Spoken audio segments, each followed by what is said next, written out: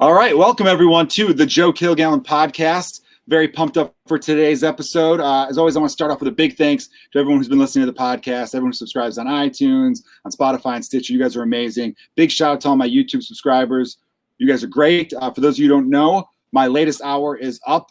The full hour is up. Before I was putting it into clips, now the full hour is out there. So be sure to check that out. And a big shout out to the Patreon subscribers as well. For those of you listening for the very first time, I'm comedian Joe Kilgallon. I like to sit back, have some drinks with people, although I'm not drinking right now because I weighed myself and it was not a good situation today. The quarantine's finally caught up to me, so I'm slowing it down a little bit. But today's episode is great. I'm very excited to have this gentleman on, and he is a gentleman.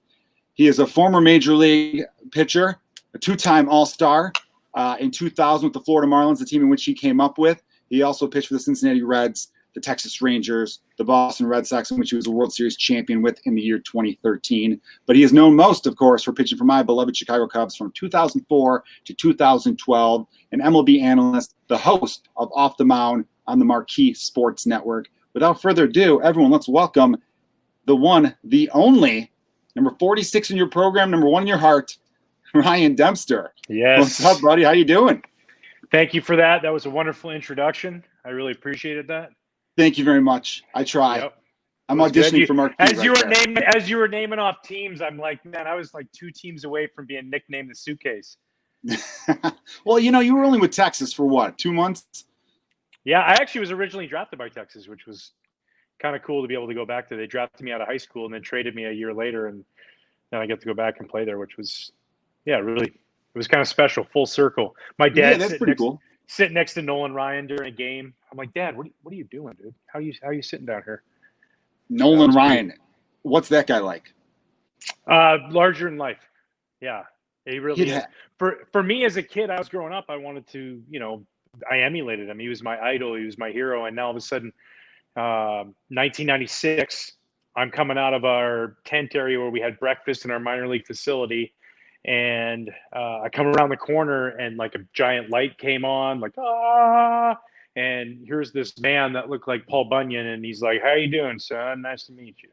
And I was like, oh my God, it's Nolan Ryan. It's my idol right here in front of me. And it was like, he was so polite. You keep working hard, man. You do just fine. And all I could think was those Advil commercials that he used to do. Oh yeah, that's right. Remember those? Man, it was like, yeah, I do. And toward the end of his career was about arthritis, and it showed him like warming up. And he'd always say, after a tough game, man, a couple of Advil, I feel like I could go another 9 innings. And he always had that commercial, and I just I emulated him. I loved his big high leg kick, and he played till he's 47 years old, and he's striking out everybody in the world. He's number 1 in that, and no hitters. And then I met him, and he was like, when they always say don't meet your idol because you don't want your expectations to be lowered. I met my idol, and they went up, and then I met him again when I went there in 2012. What was that? 17 years later, and he was even more of a gentleman and more of an incredible, invited my parents to sit with him in the front row while I started against I think it was the Orioles. And I'm just like, this is surreal stuff. How does this happen? I'm glad you mentioned Nolan Ryan. I wasn't planning on talking about Nolan Ryan with you right away or at all, actually. But I've quoted Nolan Ryan within the last couple of years when I get into arguments or fun, lively baseball conversation that we used to have in bars. Hopefully that comes back sooner than later.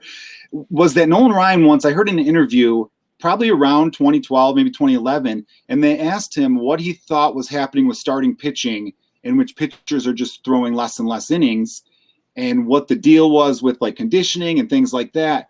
And his whole thing was he doesn't think pitchers were pitching too much. He thinks they weren't pitching enough. He was saying in his day, it was a 4-man rotation. And on his off days, he was throwing BP, and he kind of did a sly, almost like a cowboy type thing where it's and on my off days, I was throwing BP. And of course, every now and then I try to sneak some by. He wouldn't just lob it in there. If someone was giving him a cocky smile, I'm sure he was like, all right, here you go. Let's see you hit this one. And it made me think to myself, yeah, that is something where everyone thinks, or the notion has been, pitchers in high school are pitching too much, which maybe I think at that level makes sense. But then, I don't know, there was the whole towel drill, and every time someone had a shoulder that was sore, they were getting shut down for different times. I figure who better to ask than you, a pitcher who had a very durable career. I don't remember you ever being on the DL. Maybe once as a Cub, I think you were on the DL. I know you had the surgery. So embarrassing too. It was an oblique, right? I think you had an oblique thing after the time I had an over. oblique and a toe. I broke my toe one time. I trying to celebrate a win after we just beat the Brewers, and I tripped on the short little fence above our dugout and fractured my toe. Oh, my mom had a broken toe once, and she kept going to work. So I wanted to. I'm like, hey, can you do me a favor? Can you just stick something that numbs that area up so I can pitch, and then after the game it can just wear off? But they're like, we're not going to do that. It's a closed fracture. We'll just leave it that way. No, I'm toes are no joke though. Toes it hurt so bad. It was the only time I ever saw Derek Lee laugh really hard on a baseball field, like while the game was going on. Like, he had so much respect. He didn't ever want to show anybody up. He'd celebrate, but he outwardly was laughing because he saw it all happen as I hopped over the fence. I caught my toe and I slammed down in there, and I got up and I'm like limping, and he's dying laughing. And he's like, "You all right, man?" And I'm like, "No, I'm not all right. I'm really hurt right now. I don't know what's happened." And I went in the clubhouse, and then they took my shoe off, and my whole foot was covered in blood. And I'm like, "So can I pitch tomorrow? Is that an option or no?" But yeah, that's a long way from asking me about Nolan Ryan and durability. No, it's funny that you mention it though. I agree with you though on toes. I mean, it's an embarrassing thing because it's a toe, but I've had 3 times I've had to have these minor little surgeries on my big toe because I get really bad ingrown toenails. Yep. And I would get ingrown toenails so bad that if someone flicked my toe, it would be gushing with blood. It was pretty gross. So I had that out through high school, and I remember it was during wrestling season. So I only wrestled 1 year in high school. But I missed. I think I had a 4-2 record, and then I was out for half the year, and it was because of a toe. And everyone's like, "It's a toe? What are you, a little bitch? You don't give me a hard time." And I was like, "Guys, those shoes. Wrestling shoes are very soft. There's not a lot of cushion to them or anything like that." So that's how I knew we were going to be close. Right now, you wonder why you meet people and you hit it off right away. It's because you and I have empathy for sore toes at some point in our athletic careers. I think that's what it really boils down to. I feel for you, man. It is not fun. Everybody looks at you. They look at you with this third eye, what is wrong with him? No, it's a very valuable appendage, the toe. Okay, we all know the big toe's the captain. We all saw Seinfeld. That poor woman lost her toe. Kramer took it there on the bus. You don't want to mess with toes. It balances the whole foot. You'll never run the same. So back to the arm. So now take that exact mentality. And I think that when you talk about Nolan Ryan and why these guys were so durable and why they could do it, there's a long list of them, right? Like Steve Carlton's and Fergie. Fergie Jenkins told me he never had a sore arm. Can you wrap your head around that for a second? I can't. I just can't. But maybe he did. But his sore arm to other people were like, I need a 15-day DL stint, or I need surgery. And he's just like, "Oh, yeah, it's a little tight in there today, but I'll be all right, coach. Just give me 175, 180 tops. Other than that, go to the bullpen." Yeah. And that was the mentality, and that's what they did. So, I think, in my career, many times I pitched with a short, an aching shoulder, a sore forearm, an aching shoulder. Never so much that when I was throwing pitches, I was like, "Ow, ow, ow, ow, I need surgery," but throbbing and just in your bicep, and it's going down there and you're getting out. So you just keep going. And I think that a lot of guys took pride in that. It's not that guys don't take pride in trying to be healthy now. It's we're always trying to protect them, but the human body is pretty impressive, man. It can do some amazing things. So if we, instead of trying to rein it in, if we just push it a little bit, maybe there are more Max Scherzers out there, or there are more guys saying, "I'm good at 120. Like Maddox used to say, you don't even start to pitch till 100 pitches. So maybe there's a little bit behind that, but we see data the third time through the lineup, a guy hits, 280 versus 240. We're going to switch. It's really? So I still got a 70. I'm booking on the 72% actually. That's how I'm looking at it. That's my belief. And I think that can pay off. And maybe that day I could face a lineup 6 times. It seems like we've gotten away from it all because of analytics and that kind of stuff, and also thinking that we're protecting these guys. When at the end of the day, yes, that's super important. Don't pitch hurt or injured. Don't pitch hurt. Don't pitch hurt. Don't pitch injured. But if you're a little sore, that's okay. You're not supposed to feel 100% every game. It's 162 games. It's a long season, and then it's the playoffs, and it's durability, and it's running and flushing your arm out, and that's okay. But I just think that we're so capable of it, and we can have that. And these guys were dominant. Randy Johnson was dominant in his steroid era. These dudes were juiced out of their mind, hitting taters, and he's going 300 innings. It's, like they're, 270 innings, I should say, and then pitching the playoffs. Well, yeah, like it's incredible. It's possible. What he did. Yeah, it's pitching possible. is such an interesting thing, because pitching is one of the few things where I feel like pitchers almost get better as they're older, and I think a lot of that's because they're smarter. So they figure out I don't have to overthrow everything like that. But it's interesting what you said about the third time through the order. It was at your show, the first live Off the Mound you did at the Vic a couple years ago now, that I talked to. I hope he doesn't mind me mentioning this. I was talking to Kerry Wood, great human being, and we both agreed on the whole, because I brought this up. It was like my take on it. I'm thinking, if I'm a hitter and a guy is cruising and he's throwing 6 shutout innings, but it's my third time up, and the manager's like, well, third time through the order, I got to pull him. I'm thinking, good, take him out. We can't hit this guy.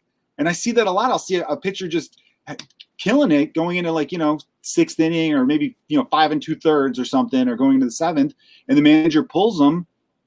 And it's because they're playing this book, where I feel like, as much as I do like sabermetrics, I think there's a lot of cool aspects of it. I'm thinking, don't do the other team a favor, because there's still a mental approach. Whereas a hitter, you're like, good, get this guy out of here. I'll take my chances on the guy on the 11th best pitcher on the roster. I'll take my shot at that guy. So I almost feel like if you're giving the other team a mental edge when you pull a guy when they're cruising. Yeah, you look at the playoffs last year with Zach Greinke in the World Series game. He made a mistake, one, not a bunch, and then we got tired. He made a mistake, but otherwise he was cruising. You're telling me that dugout wasn't sweet, that guy's out.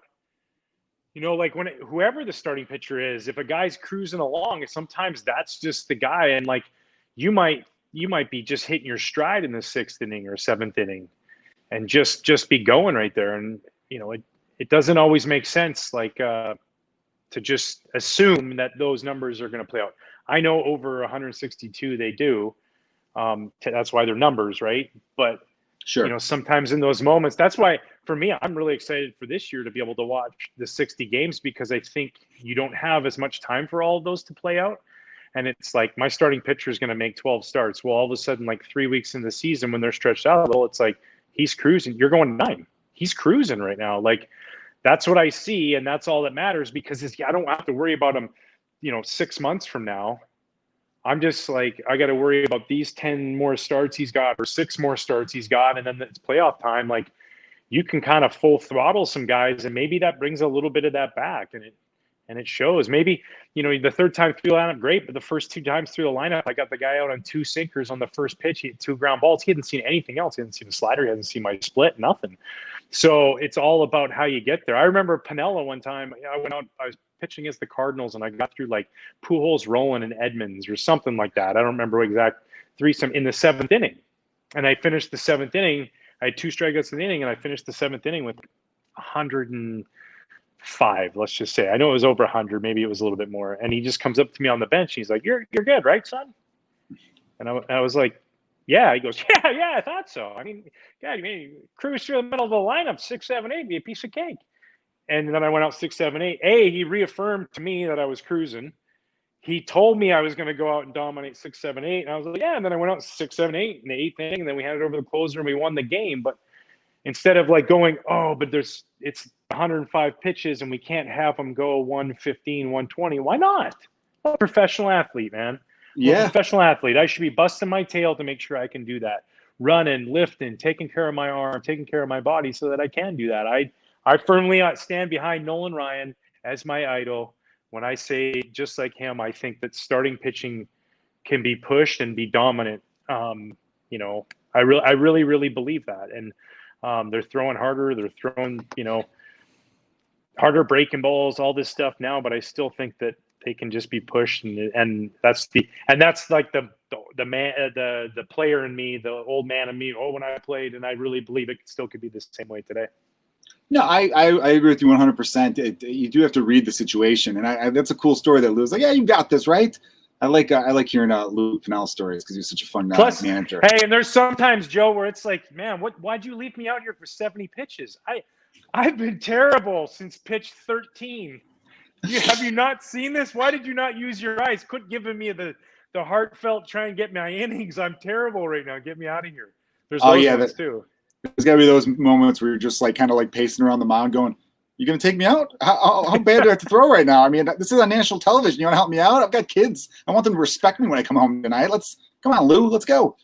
Yeah. I have dropped. What took you so long when he came and got me? It wasn't Lou. I can't remember. I remember it was John Bowles. He was my second manager, and I was just getting knocked around. And I was like, "What took you so long? You should have got me out of here quicker." Did he say anything, or was he just take the ball away and shook his head? He just took the ball away. He just looked at me like this. He would always be like, this big bullfrog chapstick, and he'd look at me, and then he'd just be like, "You're done." But he was also the best. He gave me the most opportunity in the big leagues. I was lucky. I had Jim Leland to start, but then him right afterwards to just let the wild horses run. That's how we were. Bunch of young bucks in Florida, and he just said, "Here, boys, go to the pasture and let's see what you guys are capable of doing." It was pretty cool. Which is great. Yeah, absolutely. Well, we're going to need something like that in the future if we're going to get back to pitchers, making 35 starts and throwing. Let's get 250 innings. I mean, there's only like one or two guys that get over 200 innings. I think it's going to need a team to take that chance. Like I was reading a book, the Kansas City Royals in '95 tried a 4-man rotation just for a little bit. They just didn't commit to it because I think they did a 4-man rotation in the first 2 months and it was working.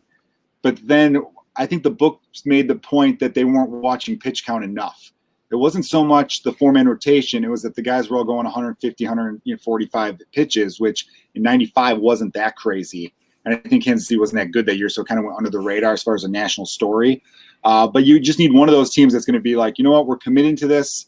We're gonna try like letting guys go deeper, and we're gonna see how this plays. We're gonna see, these are professional athletes, like you said. Let's see how strong their arms are. We've got all the technology. We can monitor them. We'll know if there's a twinge that could lead to something bad.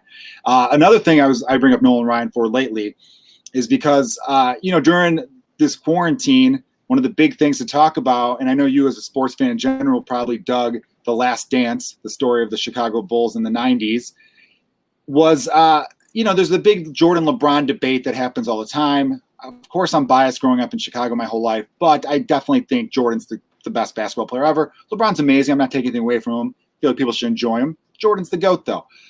I bring up this because, and this is how it ties into Nolan Ryan, so many people, they don't like arguing eras. And then they act like anything from even 25 years ago. They go, oh, that was like the 80s. They go, how much do you think humans evolve where someone in 1989 can't compete with someone in 2003 or whatever? You know what I mean? Nolan Ryan came into the league in 1967, I believe, and retired in 93 and was still throwing in the mid-90s. And they don't really have radar guns. So I would love, if there was like a sports time machine, I want to go back to 1969, 1970. Let's give him a few years into his 20s. And clock him because he had to have been throwing 103, 104. Because if you're throwing 94 as a 45-year-old, I got to imagine you're burning it over 100 at your age 24 season. Yeah, you're telling me that 1973 when he was throwing absolute babies out there that radar gun was just dialed in? No, that it wasn't coming in as hard. And like in today's gun, the way they're able to measure it right out of the hand and what shows up, he for sure. Like, I mean, the giddy up on his fastball, he was like one of those guys, him, Drysdale, Koufax, where it's like they would say his fastball would rise, right? Like it had jump in the zone. Like, it just never would come down. You'd see it like, I can hit that. No, I can't. And to control that took him a long, long time. He didn't start controlling until later in life. And just like the raw power that he had. And plus, by the way, he had a nasty breaking ball too. And a great punch. He could punch too. And a pretty decent changeup, and you did not want to charge the mound. Do not charge the mound. Still to this day, you're going to get your tail whipped. That video gets celebrated on its anniversary on Twitter every year. The anniversary of Robin Ventura making a grave mistake of charging Nolan Ryan, I should say. And that reminds me, because Nolan Ryan was the guy that everyone I know loves and respects.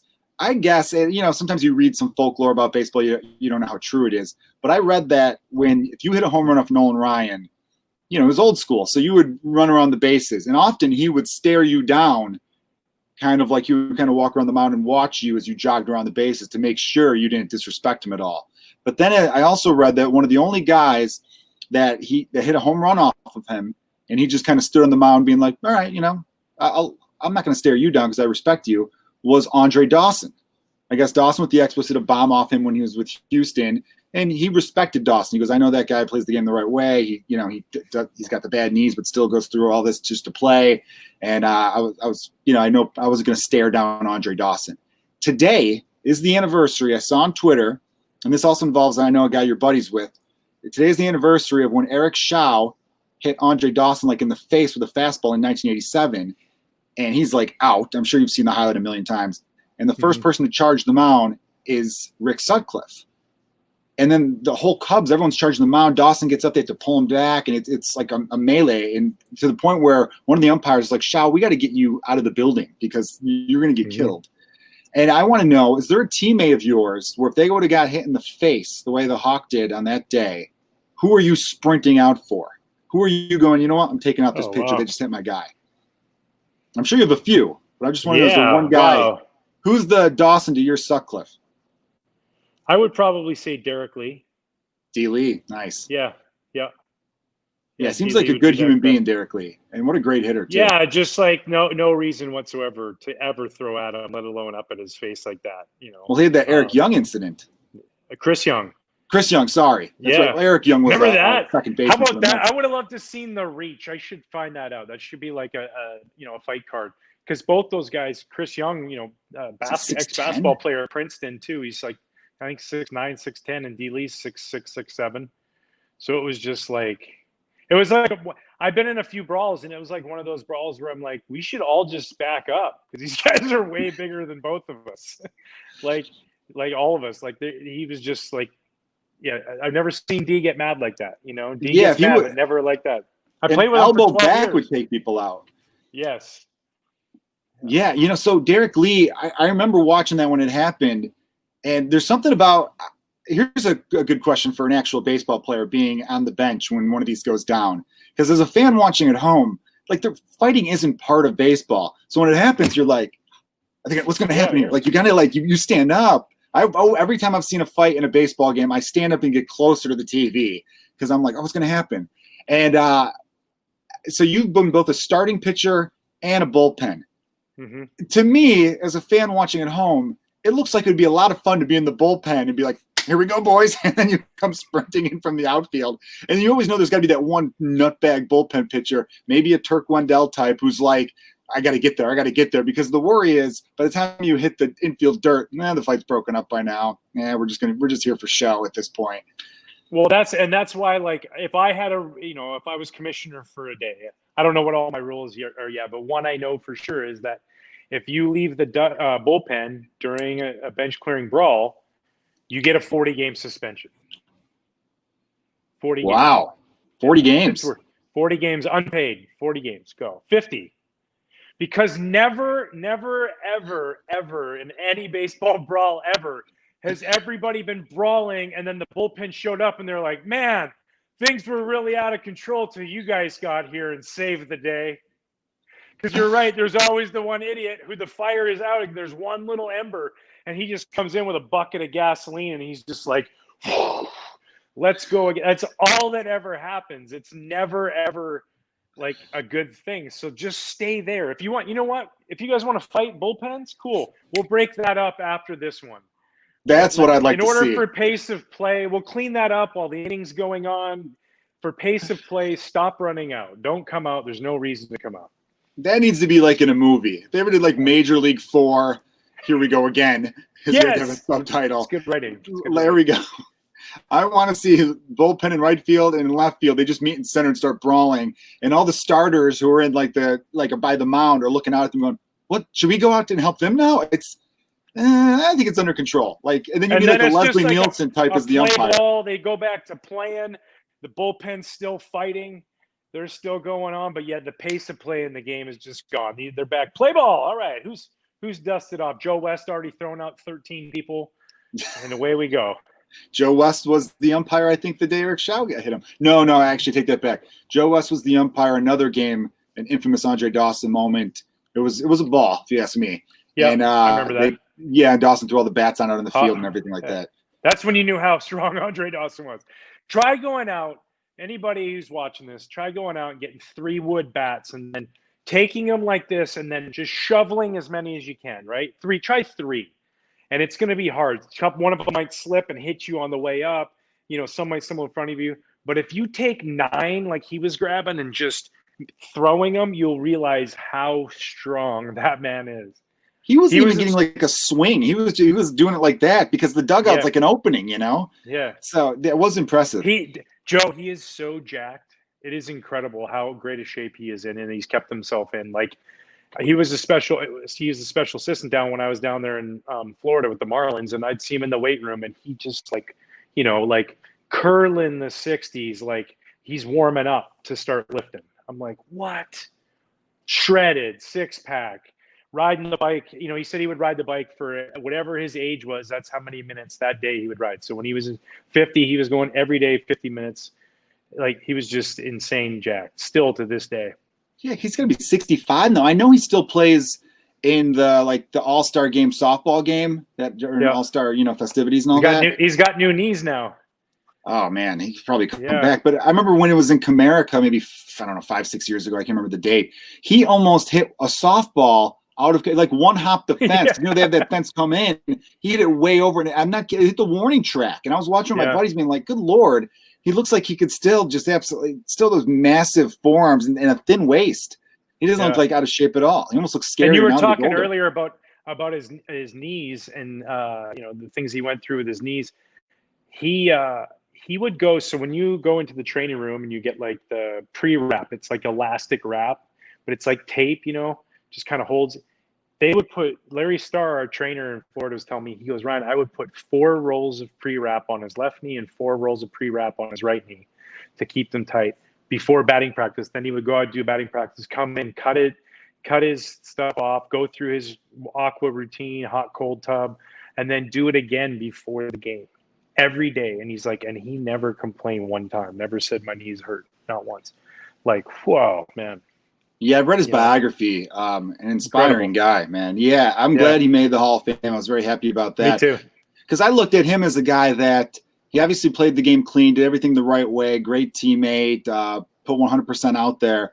If he's not drafted by Montreal, and this isn't a knock on Montreal so much as it's a knock on AstroTurf, if he comes up playing on all grass fields, this is a guy that finishes 500, 3,000.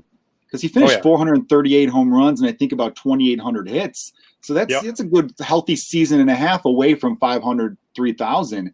And I think Hall of Fame voters eventually made that a consideration. So I'm glad he made it in. And bet on himself more than any professional athlete has ever bet on themselves. That's right. Sign that famous. No doubt. Any sport, anywhere. You name a person he walks in and says, here, I'll sign it. You fill it out. And they fill a number out thinking there's no way he'll take it. He takes it, and then he goes out and wins the MVP. That is awesome. Hawk, you're awesome, dude. Andre Dawson is the man. He really is the man. I mean, he was my first favorite player growing up. I think everyone has like that favorite player from different parts of their life growing up. And Dawson was the guy. He just had that really awesome tomahawk swing. And then he had that cannon for an arm. I think I remember one of my first baseball memories. I was probably like 5 years old, and there was a tag up situation, and my dad goes, "Watch this," and he threw him out the plate. Like it was all set up, he's getting right behind it. There's that crow hop, and it was incredible. And then I remember, I read his book when his book came out. I think while he was still playing, it was before he was on the Marlins because he was wearing a Red Sox uniform on the cover, and he talked about helping he had a couple teammates in Montreal that had some drug problems and helping them out, and his grandma was really close with his grandma, and I was close with my grandma. So I was like, I love this guy. This is the man, So I had Andre Dawson. Who is your most obscure, like the one player that wasn't the superstar, but you were like all in on? Okay, I could give you a couple. In the early 90s, the Cubs had a player named Hector Venezuela, and he was just a chubby backup catcher that I remember being at a game, and we always kind of were upper deck, but this time we were sitting like 138 or something. It was at a clear shot of the on deck circle, and he warmed up by like doing this, and he was just like a pudgy backup catcher that was kind of fun. And in that game, he hit a home run, and I think he almost fell rounding the bases. It was kind of like he was like a fun guy. Then, God, who else? Throughout the years, there's always I like Fontenot. Fontenot was kind of a fun, Yep. He looked like a friend of mine in high school. Like they looked exactly alike. So we always had some fun there. As far as I think there's like the obscure guys. There's always a couple. I names. like the Hector Valenzuela. How did you say it again? Yeah, I messed it up too. Yeah. Hector, because I almost want to say like the country, Venezuela. I think it was Hector Villanueva. Villanueva. Yeah, Hector Villanueva. I think that was it. He was a good one. I liked comes to the third baseman who had kind of like a mullet, Steve Buechele. He was a third baseman, played for the Pirates too for a while. His mid-90s. I'm trying to think from my youth. And Rangers too. Yes, he was a Ranger. He was a Ranger for a while. I think he's a coach there. I think he's still a coach there. Oh, nice. Yeah. And then of course Ray Quinones. Ray Quinones, the shortstop for the Mariners. I don't know why. I grew up in the Northwest, so we got a lot of Mariners games. That's right. Let me ask you this. Let's get a little bit into your childhood now, Ryan. You grew up in here we go. Let me go top this off. Yeah, you might want to lay down. Yeah, you're drinking water. I'm drinking a Capri Sun. Nice. There was anything cold I could grab. Quick juice box. Right? They're underrated, I think, even as adults. What flavor? Fruit punch. But they got to fix this. The number of times I go to poke the hole and I go through the back, it's embarrassing. It's been going on for decades like this. Let's get it together, people who make that. Anyway, that's the important issue. That's why I brought you on the podcast. You grew up in British Columbia, Canada. It's like the whole country's hockey country. I've met people who like baseball, though, from Canada. And, of course, there's been a lot of big leaguers, yourself, Jason Bay. You'd mentioned Fergie Jenkins earlier, probably one of the most famous Canadian players. Justin Morneau won an MVP. He's Canadian. I think actually Canadians one year had Morneau as MVP in baseball. Steve Nash is an MVP in basketball. And then I think it was Sidney Crosby, maybe. Sidney Crosby was in hockey. All we needed was Mike Vanderjet to just kick a little bit better, and we would have had the NFL MVP too, and would have had all four flying up there up north. Yeah, a big maple leaf over all the MVPs for American sports leagues. So what got you into baseball, and did you also play hockey? Baseball, I grew up around a softball playing team, parents.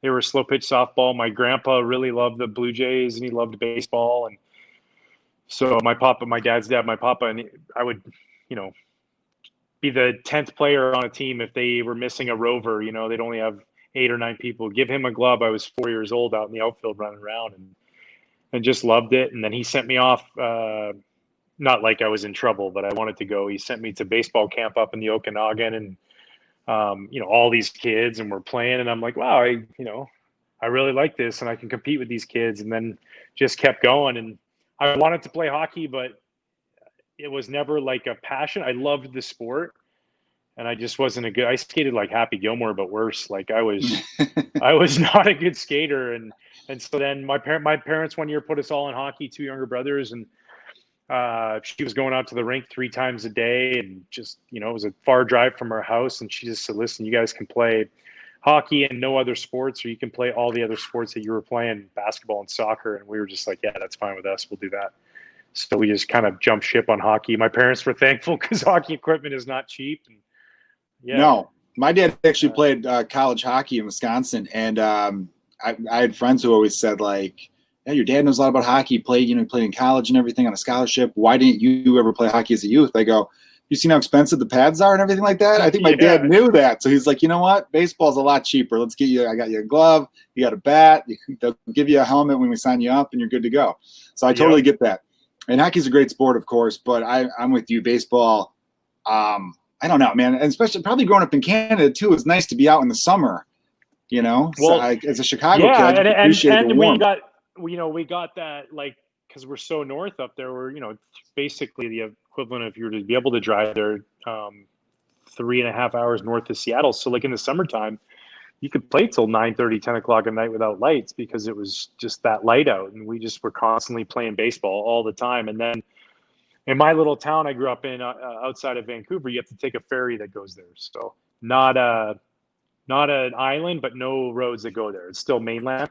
So it's a 40-minute ferry ride into Vancouver. And I was like, I'm going to try this out. Like, let's go. So let's go play in the city against, because the competition just wears down when you're in a super small town like that. And I was lucky. One of my buddy's dads was like, I'll coach you guys in the city.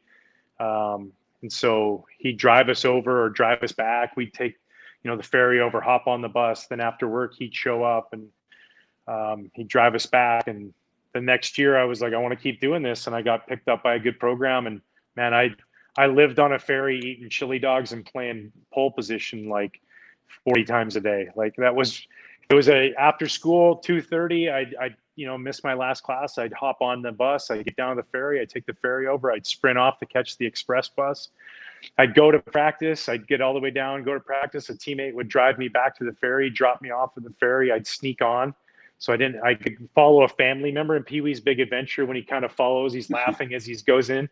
I would do that with families. I'd follow them in like I was their other kid. And then I'd have that extra $5 for a chili dog. And I'd just sit there and pump quarters into the video games on the ferry. And I'd do that 4 days a week. And next thing you know, it happened. And sometimes I look back, I'm like, how was that even possible? But well, because you're dedicated. I think that's a big part of why it happened, because you were clearly very dedicated. So were you drafted out of high school or college? Out of high school. So awesome. I signed a letter of intent to go to Notre Dame and never went, and signed to play baseball instead. So you would have ended up in the Midwest. How about that? Yeah, I did eventually. Yeah, and here I am. Yeah, there you go. Yeah. What was going through your head the day you got drafted? Like when you got that call? Yeah, I just want to know. I want to know how pumped you were.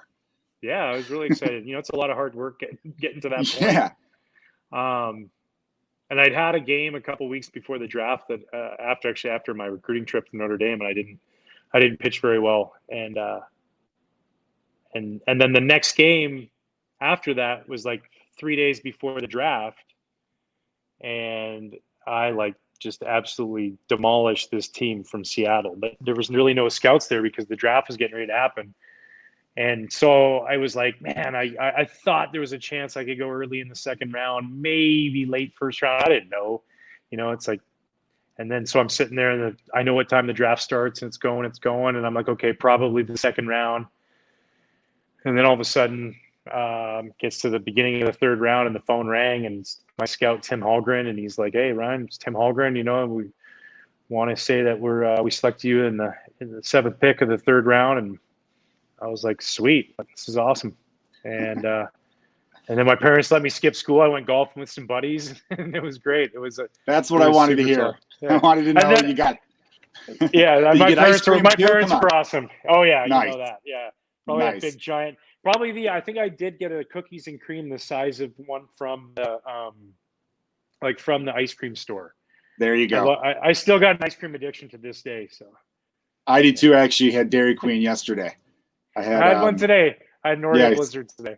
You see, my wife got the Oreo. I got the cookie dough. And my son, the 3-year-old, loves Reese's peanut butter cups and likes vanilla ice cream. So I told him, I'm like, hey, we're going to get you a mini because they have the mini Blizzards now. Yep. It's a Reese's. You're going to love it. Took won't even try it. Put a little bit in. He's like, no. I'm like, dude, you like vanilla. You like Reese's.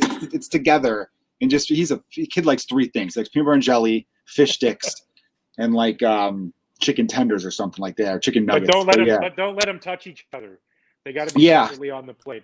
I can't complain though, because I was that kid too. I was very picky until I was 29, and then I was 5 years ago, and then I love sushi now and all sorts of weird exotic stuff. Where before I would be ugh, if it's green, I'm not touching it unless it's a pickle. I was like that guy. Now you're like sea urchin, sure, give me a couple of those. Yeah, whatever, man. Just I'll throw some salt on it. I'm sure it's fine. It's edible. You got to toughen up. That's amazing, though. Yeah, I've always wanted to know what it was like to get that phone call that you just got drafted. Yeah. It was really incredible because you at some point it starts to become real. It's going to happen. So you're putting a lot of hard work into it, and it's pretty satisfying and rewarding. And then Tim was he was a great guy, a really great guy, great scout. He followed me for a while, and he lived down in Seattle, and now he's got to drive up, take the ferry over, come to my little town, right? And he's like, I want to make an offer. And I was like, yeah, can you just tell me what it is? Because it's a big journey for you to come up here and get all the way across here. And he's like, no, I'd much rather do it in person, business 101, sales 101, you got to do face-to-face. And he's like, he gets up, and I'm just telling you, I'm not going to accept it. So don't let me know what your offer is. And so then they come up there, and he writes it on a piece of paper, and we feel like this is a good number. And I just looked at it and I said, oh, thanks a lot. I'm not going to take that. And then I think we had Chinese food or something. Yeah. I just totally, I was an 18-year-old assassin in that negotiation room. And then I got out, and I was like, oh my God. I can't believe I just said no to that much money. Holy cow. My parents have never owned a house. Well, oh my God, what's happening? It was like, honestly, that's what it felt like. But then, he came back again. I was like, yeah, that's good. We'll take that. We'll take that one. And off we went. So you didn't have an agent? You did the negotiation yourself? I had an agent that was just like giving me information, but he wasn't expecting anything. And I contacted my high school coach and myself, contacted him, just said, hey, like, can we get some information on what guys signed for? We don't really have that here on the Sunshine Coast in Gibson's, British Columbia. Yeah, I can't go over to my neighbors and get that. So could you maybe give that? And he just sent up a packet and just kind of knew a number and looked at previous years and what they gone up and what kind of fair number would be. And that's all I wanted. I just wanted to start playing baseball and go after that. And my dad's like, as long as they pay for college, if you get hurt or can't play. And they were like, yeah, we'll do that. And so it was good. That's smart move. Yeah. I always wonder why. I mean, I know some guys do it, but to me, like, I've got two sons. If they ever are fortunate to find themselves in a position where they could get drafted out of high school, I go, take the money, put enough of it aside. You just put a little bit of aside, and we'll put enough in a bank account. A standard CD will grow at enough for interest rate where if in 3 or 4 years it's not working out, then you could go to school. Like, college isn't going anywhere. This is a once in a lifetime thing. But every now and then you hear someone who's just like, Chris Bryant, the guy right here, he did that. Before the podcast, everyone, in case you guys are wondering why I have like almost a life-size Chris Bryant right here behind me, I feel like a weatherman. I'm like missing. No, I'm missing where I'm hitting him. My mother, who lives in Cedar Rapids, Iowa, I went to go visit her, and she had this cardboard cutout. I'm like, where did you get that? And she's like, I got it from the bar. There's some bar near her house because a lot of Cubs fans in Iowa. And I then find out that she stole it. But I had to drive back down, on I-80 or whatever it is, with Chris Bryant kind of half like right up against the window, like on the side, because you can't really fit this in your trunk that easily. I mean, it's not the full 6'5", but it's a good. I don't know. It's a good one though. It's a good height though. It's a good probably like 5'10" or something like that. You ever steal anything, Ryan? That's what I brought you on this podcast for. What's the most famous thing you've ever stolen? I'd like to plead the fifth on that. There you go. I've actually never stolen anything in my life. One time, I think I stole a DVD from a party in college because I didn't like the person whose party they were being rude to me. And there was like a DVD right there. And I'm just like, you know what? I'm taking this. It was like Spider-Man 2 or something like that. I later felt bad. Don't do that. No stealing everybody. I was obviously kidding. I didn't want Ryan to confess to swiping stuff from malls and Canada. No, it doesn't. No, it doesn't. Or Stimorol gum from the local convenience store. Like that was bad. But that's as bad as it got. It was like Nicorette, but it wasn't Nicorette. It tasted like Nicorette, but it didn't help you stop smoking. That's just how it tasted. And I remember taking that and a pack of that and feeling like super terrible because I knew the girl that worked there, and I was like, never sat well with me. Yeah, I felt bad. That I think I remember now while I did it. I think I may have referenced this on another episode of this podcast. So sorry, longtime listeners. But I remember one of my friends. I don't know why everybody was just mad at this party, and one of my one buddy who kind of looked like Mike Fontenot actually. He stole batteries out of the girl's remote, and it was such a weird thing to steal. And but that's funny too, though. It is funny. It's kind of funny because then she's like, "What the heck happened? Why is this not working?" And then she's no batteries. Like, why is there no batteries? Because really, it's kind of got a double. The only way to find out that somebody stole that from you is the fact that it's not working. That's kind of. I think that was clever. his idea. It was his whole thing was like, you know what? I'm going to terrorize her for a week or two, because the idea being that. Maybe after she kicked everyone out of the party, which I get it, throwing a party's rough. She's like, all right, glad they're gone. And she goes to turn the TV on. Golden and it's like, Girls. Nothing. You know what I mean? Yeah. Thank you for being a friend. I'm not hearing that theme song. And then she's mad at that moment. She's like, well, I'm just going to go to bed instead. So she goes to bed, kind of an angry sleep because she didn't get to watch some shows to unwind. She wakes up in the morning, forgets about it, goes to turn the TV on again. And she's like, what the hell? Undoes the batteries. And now she's got to go to Walgreens and get some double A's. And so that's what you get for being rude to people, though. You could have asked everyone to leave nicely, but you didn't. And now you have 2 or 3 days that are ruined instead of just one. Yep, and you're confused because you don't even know how Blanche met this guy, because you missed 2 episodes with no remote. Those were the good old days, man.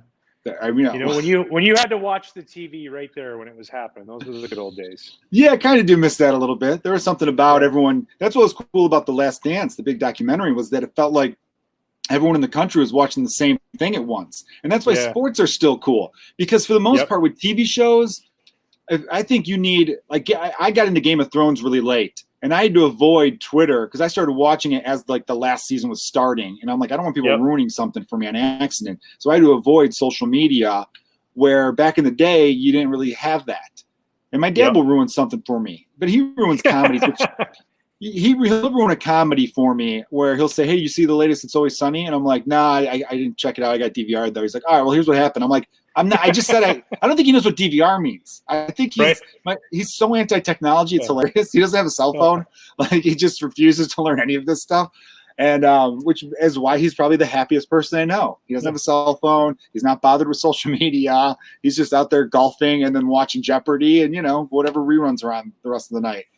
And when you tell him what DVR is, be like, when you used to push 2 buttons, Dad, you had to push the 2 buttons to record something. That's what DVR is. So from now on, just think of DVR as 2 buttons. Then I'm taping it. Yeah, exactly. I remember being a little kid and I would have to switch the cords on the back for the VCR to the cable when he wanted to record something.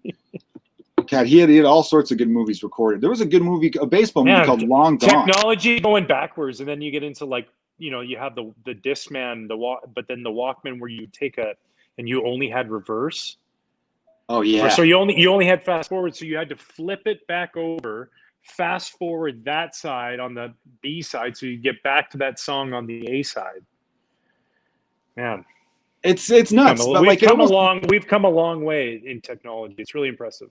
No, it's great. I mean, it's great. Thanks, but there are Bill. the little things. I miss some of the little things. That's why I've gotten back into vinyl. And you told me off air that your wife's getting into it too and stuff like that. So, but I'm careful with my choices with vinyl. I want to buy albums where I don't have to be like, this song sucks, and you want to take the needle off. But it makes it a whole listening experience. And you're a big music guy. Instead of American Girl dolls in our household, we're going Russian dolls. Those Russian dolls, remember those? Yeah, we're going. Oh wow, is that a Cubs one? Yeah. So nice. random too. So I got this as a gift after the 2012 season or 2010 season, right? From somebody. So outside is Soriano, right? Nice. Expect that. And we got a Ramos Ramirez. There you go. Yeah. Sweet. Then that's why it was for me. They found that. Nice. So they were in Belgium. They got it in Belgium. Oh, that's really cool. And then Zambrano. Yeah, but then they got one more, right? So you're thinking, no way. Who would you think? Who would be yours? Terrio, because it's someone small. Wait, 2010. Who would be Ted Lilly? I'm trying to think of the 2010. Kerry Wood. Carlos Pena.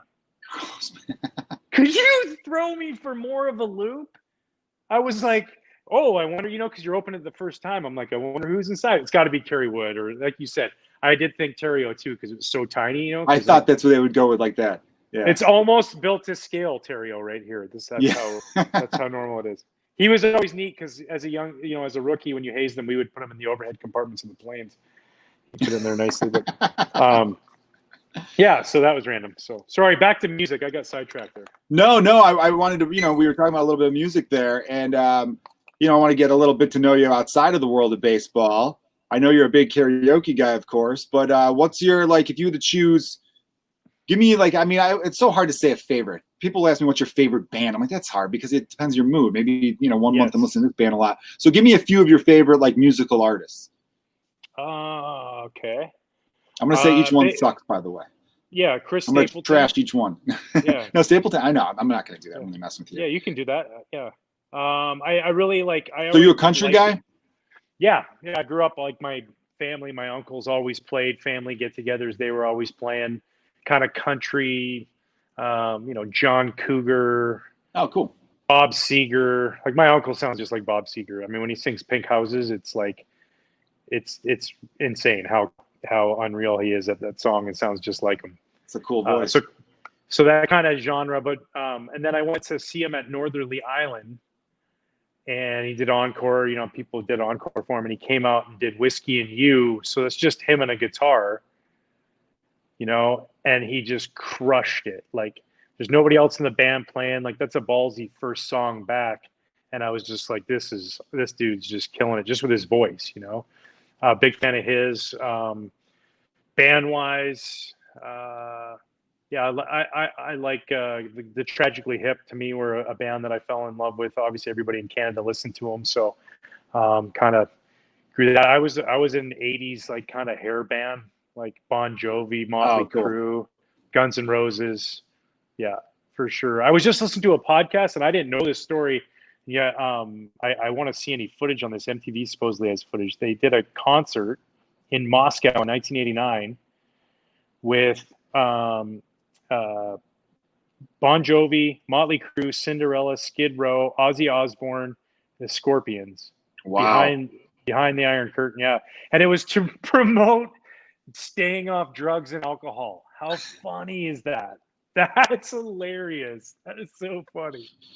That is the funniest thing about all those 80s PSAs, you know what I mean? And the more you know. Someone told me once that like 60% of the people who would do those, here's what you shouldn't do, kids, all did it. Yeah. It was the 80s. All of them. You know? Yeah. Yeah. No, yeah. To be honest with you, Joe, like I sit here and I try and rack my brain. I listen to everything.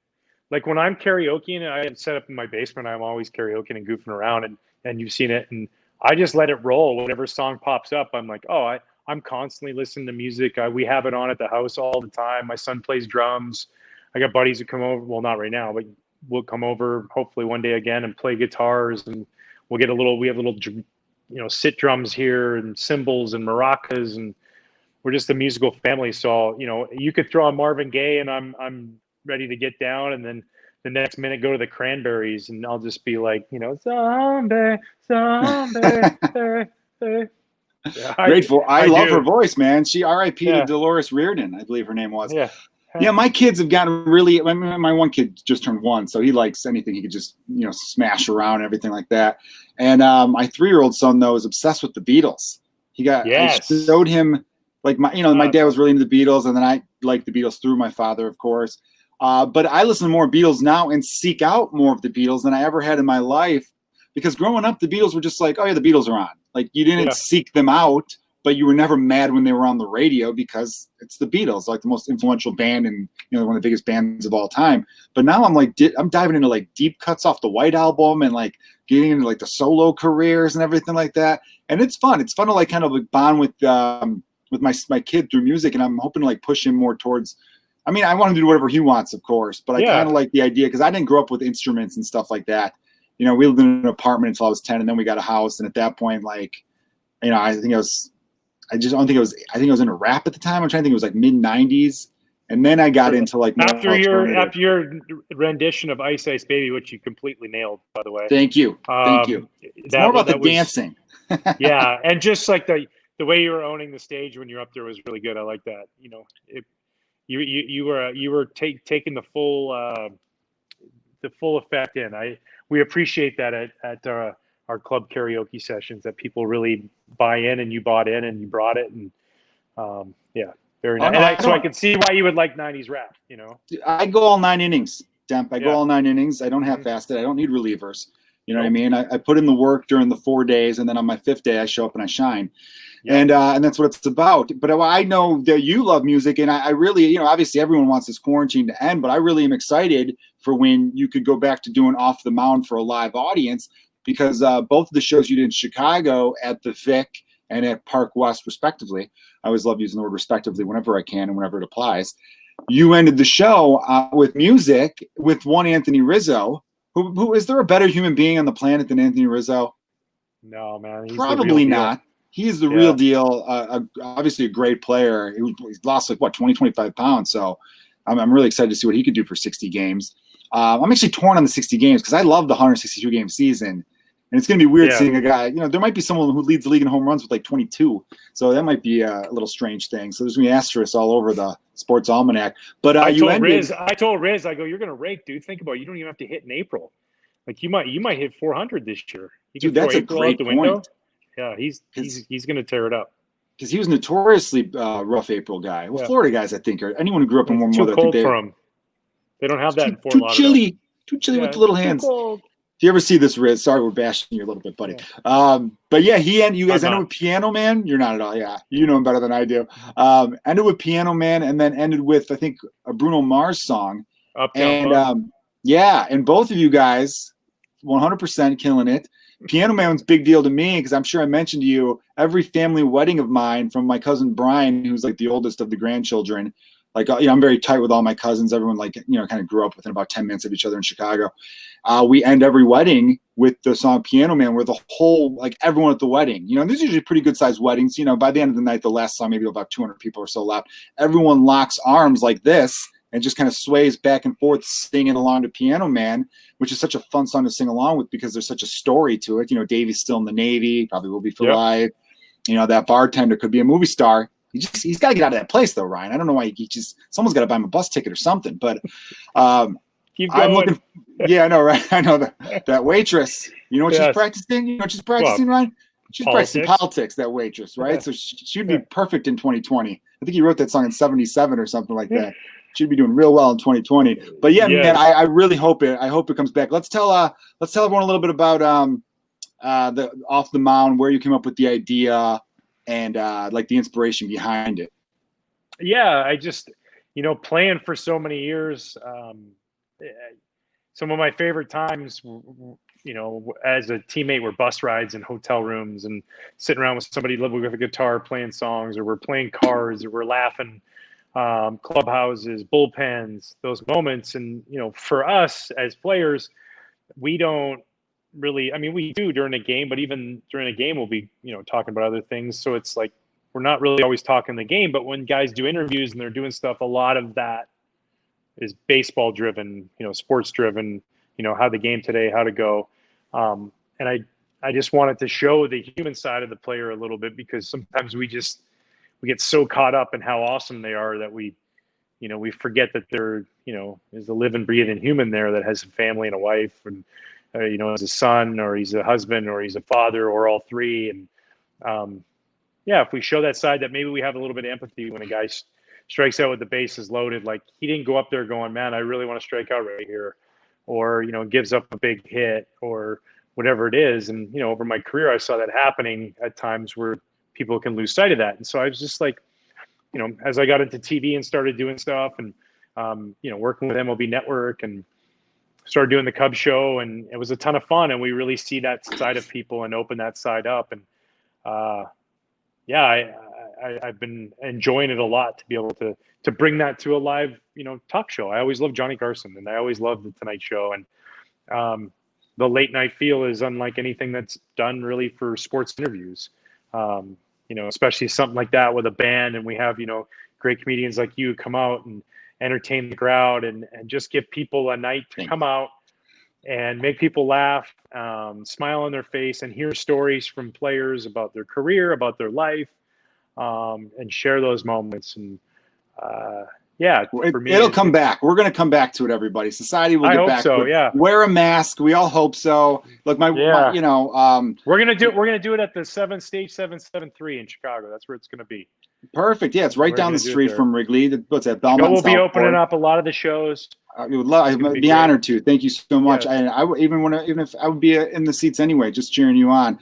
It's a great show. I love what you've done with it, because you get to see a side of some people. I had no idea that Sean Casey had some of the funniest stories I've ever heard in my entire life. Roger Clemens did the one you did in Arizona, and people were like, Roger Clemens, because everyone just kind of knows what the media portrays, and we both know that the media can be inaccurate at times, and which is unfortunate. And again, like, I would like regular people to see that, these are athletes, but they're also human beings. In baseball, there's not a sport; it's a team sport, but there's more one-on-one situations and stressful, high-pressure situations than any sport, really.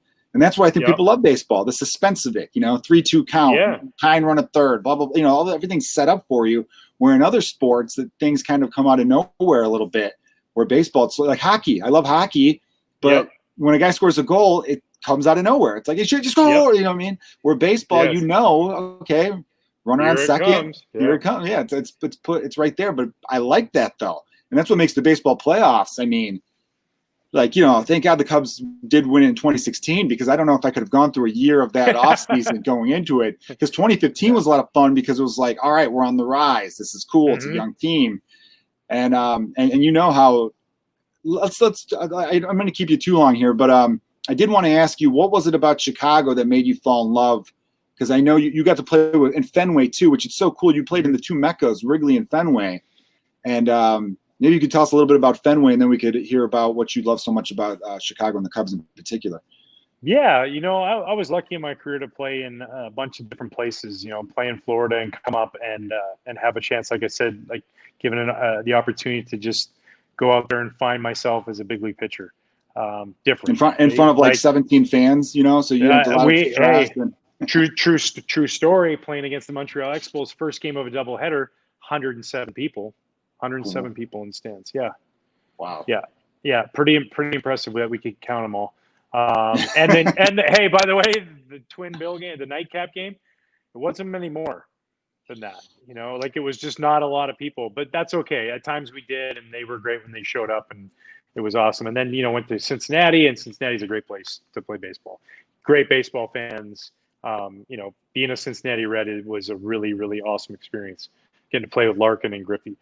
And then you come to Chicago, and coming here, so it started as a visiting player in 1998. I came and made my first major league start at Wrigley Field, and I was like, whoa, like holy cow! You know, this is June 1st. Ivy's in. It is like beautiful sunny day. I'm running out to the center field wall. I'm doing like stretches out there. The right field bleachers are just raining down on me, just every bad thing you could imagine. I was second guessing myself as not just as a professional athlete, but as a human being when I was going to run back. They were gentle. I'm being hard on them, but I might have been there. I apologize. There was one redhead in there. They were. I would have been wearing a hat. Look at this skin. I would have been wearing a hat. You never tell. Oh, this is a funny story. You were on this team. I once sat in the left field bleachers with a buddy of mine, and we told people, he was telling people around us that I was Matt Merton's brother. Remember Matt Merton had the big red hair, and people believed it. And here's the best part. This was the first time I ever got well, I got a couple. There was like, you know, people flirting and stuff like that. So I was helping I was being a good wingman. And so I was left field bleachers. He threw me a ball. And everyone's like, that's not fair. He's your brother. So everyone was like, oh, you threw your brother ball. And he even kind of did a double take where someone's like, brother. Like I could hear him, or not hear him, but have him, like I could see him do like did someone say brother? It just was a coincidence. He just, like, you know, people. My one friend stood up. He's like, come on, you should stand up too. And I'm like, oh, I don't want him to throw me a ball. It's embarrassing enough. I was trying to. And you know what cracks me up is that nobody questioned the fact that he's from Georgia and I sound like this. I didn't do an accent. I didn't pretend whatsoever. But then he just threw a ball up, and I'm lucky that the two friends I was with, you know, I'm about 6'1". They were maybe like 5'9", 5'10". So I just had to reach a little bit higher. I caught the ball, and they were like, "Oh, come on, give it to one of us." I'm like, "I'll see who wants to." You know, I was like making people like do things for me. I think I kept the ball though. I think like in the 8th inning, I went to go sit somewhere else because I didn't want people at the end to be like, "Where's Martin's brother?" Anyway, though, but yeah, New Wrigley, I get that. It's one of those things. I love that view in every Cubs highlight video they do. And you work at Marquee and you work for the Cubs, so give a tip of the hat to whoever's in charge of the video production, because they always include this shot where it's coming up like the steps and the stadium's revealed, like when you come up from like the home plate. And that's what it was like, because you do come out from the tunnel. Like not all the places are like that. And I just remember just being like, wow, like this is amazing. Like this, I want to feel that energy that I was feeling on that day was really cool. I hadn't really felt that much, and as a player yet. And so it made an instant impact on me. And then as you went there as a visiting player all the time, and you just would see it, and they really loved their Cubs. The fans loved their Cubs, and you could feel that, and you understood it. You saw it when you were out, you know, at a restaurant or a bar or whatever it was. So it was really, really a special place. And then when I had the opportunity as a free agent, I'm like, I want to go play there. And, you know, to be able to play here for 9 seasons, and it was amazing. Just like, you know, being able to walk home after games and stop at somebody's stoop and play bags with them and have a beer and get to know the people in the neighborhood and up and down South Park. And, you know, we've been here a long time. I've been here since 2004. Yeah, you know, going on year 17 in Chicago. So you are a Chicagoan, my man. You are definitely a Chicagoan. Yeah, And going to Boston was incredible too. It really was. It was a ton of fun, and it's apples to oranges, like two totally different experiences, different times in my life. But the city of Boston, and the one thing I did say is I felt like at Fenway sometimes I felt like the whole entire crowd was hanging on every pitch, whereas sometimes at Wrigley it's like we got to build our snake cup, and we're not necessarily in on this pitch, which is awesome in its own right. That's what I mean. It was like, and in Boston they're way quicker to yell at you, like, we love you, 3-run home, and you stink, move home, get out of here. Like they were a little bit rougher. So, but no, both incredible places to play. And Boston, as a home player, does, and not just putting the uniform on. As a visiting player, you always walk out the dugout, and it's the field, and then you look over to the Green Monster. As a home player, when you walk out that tunnel, and it's just like right there, you're like, oh. And as a starting pitcher, you're like, sweet protection, like for all those rockets you give up that end up being singles. It was just like this really, really magical place too. And what a cool thing to be able to put a uniform on for both those cities and be a Chicagoan, but also have the chance to go there and win a World Series. Pretty special. Yeah, that's incredible. You were on a great team then, 2013 team winning a World Series there with David Ross, who's now the Cubs manager. And yeah, a lot of tie-ins there. Lester was on that team. Theo is over here now. And I know you're good friends with Theo, which is cool because he also traded you. So yeah, it's got to be pretty cool to be like, but you understand the business side of things, of course. And by the way, I haven't talked enough. The 07-08 Cubs I was a huge fan of. So I was you were a big part of a lot of Cubs fans. We had my good age. Teams. Man, we had good teams. Very good teams. Very good, awesome teams. Sorry I sucked so bad in game one, but whatever. Nah, come on, man. I've moved past it. We wouldn't have gotten there without you. We wouldn't have been there without. Yeah, you wouldn't have. You were an all-star that year. Would you win 18, 19 games? We wouldn't have been there without you. So all those baseballs are for all those walks in that game that I gave up in that game one. That's what all of those are. Different. Well, I apologize as a fan because the fan base. The fan base then. I think I talked about this with you in 2015 when the Cubs played the one-game wild card game in Pittsburgh. I was happy it was in Pittsburgh, and a lot of my friends were like, "Oh man, it'd be so much better if it was at Wrigley." I go, "Look, man, I think our fan base, and it's not the Cubs fan base is interesting because I tell people there's a whole notion that a lot of people just want to do snake cups and get drunk in the bleachers, and I go, a lot of those are Wrigley Field fans, which I'm not knocking. That's a great thing too. It's a great thing that that Wrigley has and the Cubs fan base has, but Cubs radio ratings were always high. So that means we have a fan base beyond that. There's a guy who's, on the southwest side of Chicago who can't be proud about being a Cubs fan down there because it's Sox territory, but he's listening on his AM radio for whatever reason while he's working on his car. There's people road tripping down to Springfield and it's a little fuzzy, but they can still hear the game. There are diehard Cubs fans in so many different ways that, if you see some jerks in the bleachers acting amok, that doesn't represent Cubs fans as a whole. 100%. Yeah. But I'll never forget that playoff game. I think it was game 2. We went down 4-2, or maybe it was game 1. Game 1. It was game 1. Yeah, I think it was 2-0, then it went down 4-2. And I remember like everyone sounding like the series. I'm like, this is guys. Why does the crowd sound like everything just? Did everyone like lose their job at the mill at once? Why is everyone sounding? Because in the past, everything had, and it's really hard to not focus on the past when there's been so many times where it's been so close. I totally got it. I was frustrated too, but at the same time, I understood. And it's nice that we all came together in 2015, but especially in 2016, and push past that and beyond that, and rallied. I'm so glad too. Because the national media, they wanted to bring up 1908 constantly. I road tripped up from LA to San Francisco, and I saw the Game 3 loss, which was still a great game. Arrieta threw a homer, KB tied it in the 9th, and Almora made that great catch.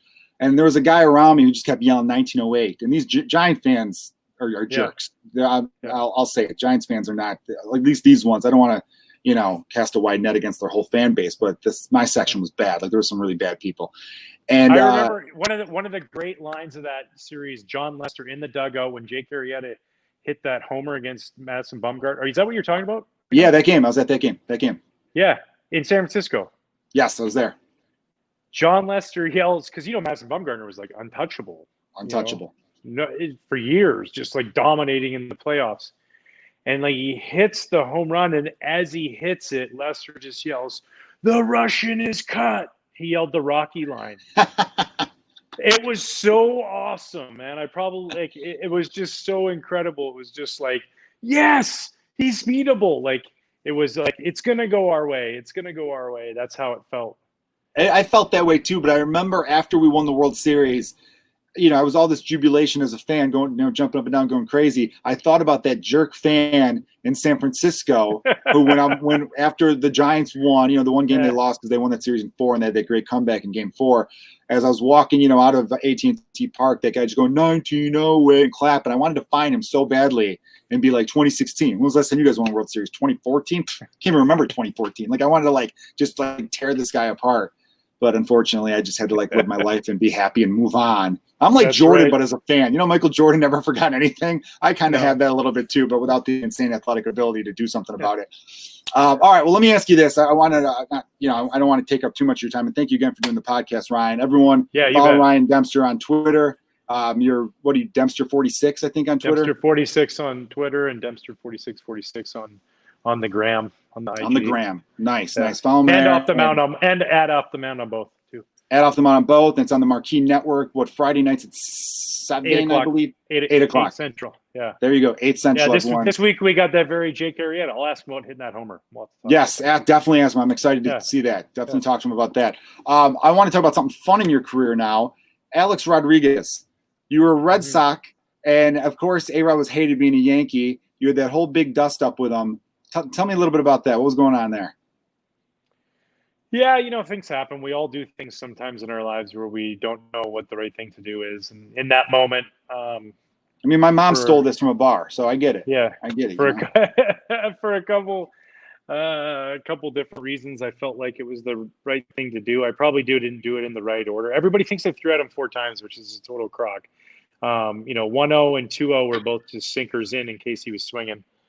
And then it happens, and you live with those consequences, right? Like, I got suspended and all that stuff, but I had a really great paid 5-day vacation. I was in San Francisco. I got suspended for hitting a suspended guy, which is pretty funny. So then I decided to, John Farrell and I talked about it, and I was just like, let's not make this a big deal. It doesn't have to be a big deal if we don't want it to be. And we agreed that I would just leave. And I drove down to Big Sur and stayed at a campground in Big Sur, and then went to Malibu and stayed on the water out there and paddleboarded and jet skied and hung out, and we just kicked some more tail on the West Coast. And then I joined the boys Sunday night after the suspension ended, and on the bird back to Boston. And it wasn't an issue. And then we just moved past it. And then I remember going to New York, and some guy was like, hey, ever since you hit A-Rod, the Yankees had the second best record in baseball. And I was like, well, cool. Who has the best? And he's like, well, you guys. I'm like, oh, okay, cool. Good question. Yeah. Perfect. And it wasn't even a question. It was a statement. You're going to come over here, at least have a question for me. It was just a statement. But, it is what it is. He's doing all right for himself, and, no harm, no foul. And, I did feel bad that Joe, if I maybe would have hit him on the first pitch, then maybe none of that would have happened with Girardi, because I have a respect for Joe Girardi and really like him. And then it put him in that situation, but it just showed you, what a great manager he is, because he always has his players' backs and he's looking out for them. And, he was really mad. I remember saying that to Salty when he was picking up the ball. I'm like, wow, Joe is really mad right now. And then, yeah. But it happens, though. Yeah. I think some of the fun things when I look back at it are like the overhead cam of Johnny Gomes standing right behind the shortstop during the whole at bat, because he was just waiting for it to happen because he knew it was going to happen. But that's classic, though. You're now part of the proud tradition of Red Sox Yankees. Yeah, and that was honestly that was how it was all supposed to be in the first place. He's Alex Rodriguez. He was the third baseman for the Yankees. The Red Sox fans, and like my brother's like, you just hit him first at bat at Fenway Park and Fenway Pack, and then you won't have to pay for any beer. And I was like, I'm on board for that. That's cool. So and then it happened to I'd have people at the concierge or the door guy at the hotel handing me an envelope with a note saying thank you with a check in there to pay for some of the fine. I'm like, this is just crazy. I'm like, Boston Red Sox fans, you guys are awesome. Sox Nation, they're awesome. No, I've got cousins that live like in Milton, Massachusetts, which is like right there, I believe, and in Brookline too. Yeah, dude, Boston Red Sox. I was always like, again, because I mentioned my love for Andre Dawson when he left the Cubs after '92 and became a Red Sox. I started to root for the Red Sox, and then the Cubs and Red Sox both have that proud history. Fenway, Boston, such a cool city. So yeah, definitely a cool fan base, and you're part of that. What a great 1 year you did there. You only played in the 2013 season, correct? You're welcome, Sox Nation. Yeah, one awesome. You got the ring. You got it. There was all kinds of turmoil going on. Things were crazy. Bobby Valentine and all that stuff. And they had a manager, fired a manager. There's chicken and beer and all these different things. And Ben Cherington called me up. He said, "I need that fixed, Ryan. I need it fixed right now." And I was like, "Okay, well, who's our manager?" He said, "John Farrell." And I said, "All right, John, I got this. All right. You just do the X's and O's, and we got this." And no, it was a group of guys that just really gelled really fast. We all had the same mission in mind really early, and kind of established that. We had a really strong personalities and guys like Johnny Gomes and Napoli, and guys that were already there like Big Poppy and Pedroia. Great beard on Napoli. Oh man, it had like a person with a beard living inside of his beard. It was just magical. You never knew. Like I'd just be at my locker, I'd just be staring at it, just hoping something would crawl out, like grab a food or something, and then just go back in there. It was so big and plentiful. And Johnny Combs had a good one, and the whole team. We had everybody growing them. The trainers were growing them. It was only like our coaches that were the only ones that didn't grow them. Everybody else was on board. So it's like the anti-Yankees, It right? was a ton of fun, man. We talked about buying duck boats and our parade from day one, and we never stopped talking about it. And I was going back and looking and watching they showed the ALCS game that Poppy hit the grand slam, and looking back on it, I was like, wow, I never really remembered us really being in danger of being down. Like that's how it always felt. It always just felt like we were going to win, even though we were down 1-0 in the series, about ready to go down 2-0. And back to what we were talking about, they took Scherzer out, and our whole team had a nice deep sigh. Was like, okay, now we can score some runs. Perfect. Yeah. Okay, we got rid of that guy to bring it all back full circle, and he hits that home run, and the cop at this 15 seconds of fame throwing his arms up, and it was nuts, man. Torrey Hunter flipping over the wall. Next thing you know, we're winning a World Series, and we're in those very duck boats that, Jake Peavy got traded over. He walks in our clubhouse, and the very first thing he hears is, "Did you pick your duck boat out yet?" It's the very first thing. That's amazing. Good guy, Jake Peavy. Yeah, really good dude. Yeah, I've heard him play some guitar. Another musical baseball player there. He opened up for Willie Nelson and played with Willie Nelson. That's incredible, man. Before all this hit down in Alabama, and they asked him about opening up, and Jake Peavy, awesome dude. And I told Jake, I was like, "Dude, you're so awesome." He goes, "Willie Nelson's awesome." He's like, Willie says, "Come up and play with me," And Jake's like, "Hey, Willie, man, I would, but I got 9 guys in the band and my son, and I feel bad if I'm the only one that comes up there and plays with you." And he goes, "Bring them all up." Wow. And so he's like, "Now my son Jacob's up there jamming with Willie Nelson." Yeah, cool. Guys lived quite the life. Yeah, that's incredible. He also jammed with me yelling once. At himself out on it, yelling at himself out on the mound. "Come on, Pete! Damn it! Throw the ball. Let's go." He was, dude. He was so animated. I remember Schwarber and him almost had a moment because he's talking to himself, and Schwarber's like, "What? Who was he saying?" It's a weird thing, but I remember that.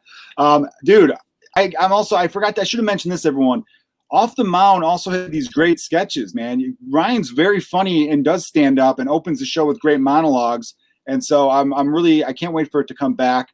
Everyone watch Off the Mound on Marquee. Nice. And I know it's back. You're doing shows still, but I mean the live audience aspect when it's at Stage 773 in Chicago, so doing those monologues, and I'm sure they've got screens so you could show some of the sketch videos because you've done some hilarious ones that seriously, man, some really, really good stuff. And I know you're going to do one live in Boston. So more big things from Off the Mound. So definitely check out Off the Mound, everyone.